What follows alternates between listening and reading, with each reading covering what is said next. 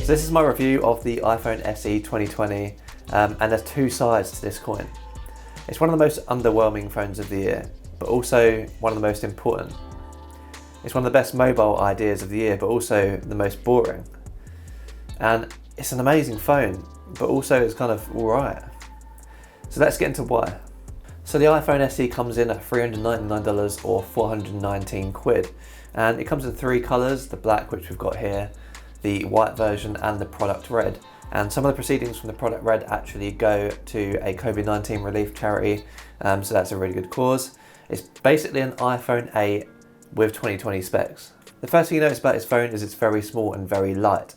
I've been using this phone for a couple of weeks now, and I didn't really mind that I'd lost 2 inches off the screen of the Samsung Galaxy S20 Plus I was using before, because the trade-off is it's lighter and it just feels better in the pocket.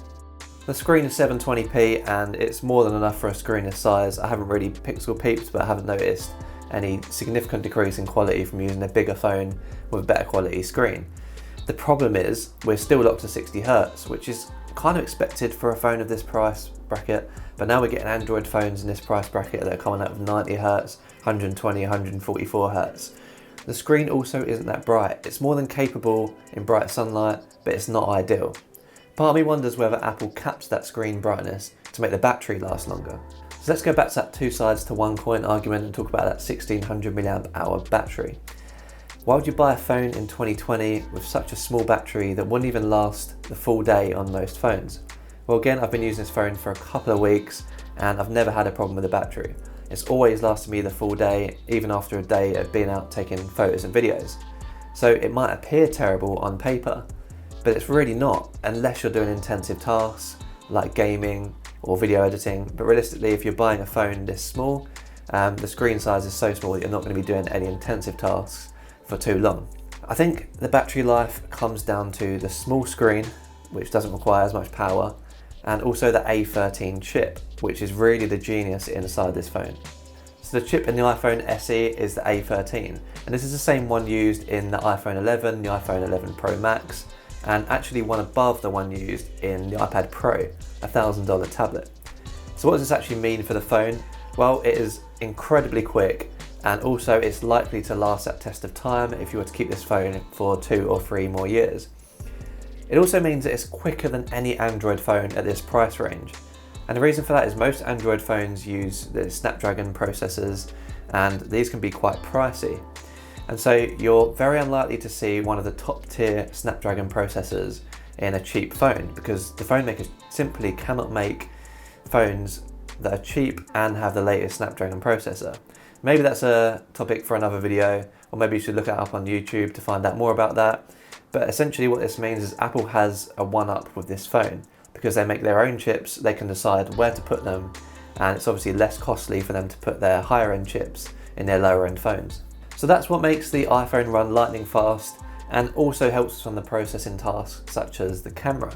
And talking about the camera, the iPhone SE has just one 12 megapixel snapper on the back, and it's pretty solid.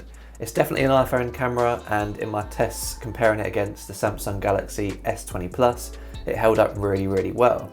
Except in portrait mode, where you had to get a little bit closer at times, and you can't do portrait mode on objects, and night mode, which is seemingly absent on the iPhone SE, which is strange because I'd assume night mode is more software, and it's a bit disappointing they didn't put it in, considering they have been perfecting the software in their recent phones.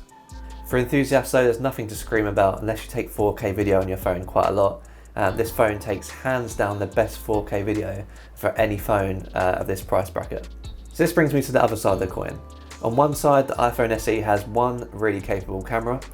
On the other side though, for the same price in the Android space, you could get maybe a phone with a better camera, and you could get a phone with more cameras, so you've got more options like a wide angle or a telephoto. So why would you go for the phone with just the one camera? Well, I'll get into that a bit later. So a couple more things to note: Touch ID is back and Face ID is gone. They could have kept Face ID in. There's a big bezel up here and they could have easily put Face ID in there, but maybe to save costs they didn't. I just feel like they should, because it would have pleased a lot more people. Having said that, I do prefer having a fingerprint reader, I think it's quicker, and I think it also is better for most situations, especially now when we're walking around with masks. That's when Face ID becomes a little bit obsolete. iOS 13 runs really quickly, like I said earlier, and to be honest, most of the time I was using this phone, it just felt like a flagship but shrunk down. Obviously there's a couple of things missing, and for me, before I get into the next bit, I'll be honest and say I probably would have kept this phone in my pocket if it had more cameras, but I like to take a lot of photos and videos on my phone, and so I'm sticking to my S20, has a few more cameras, a few more options for when I'm out and about. It's tough to review this phone without bringing up both sides of the argument, and what side you're on really depends on personal preference.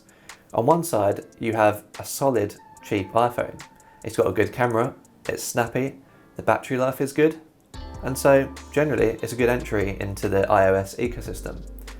But on the other side, you have to think about what else is available for this budget.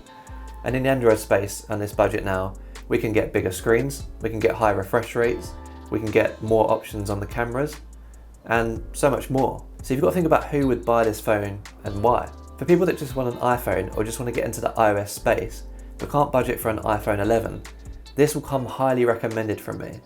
But for literally anyone else who doesn't care whether they're on iOS or Android, they just want the best phone for the best value, I'd recommend you looking elsewhere.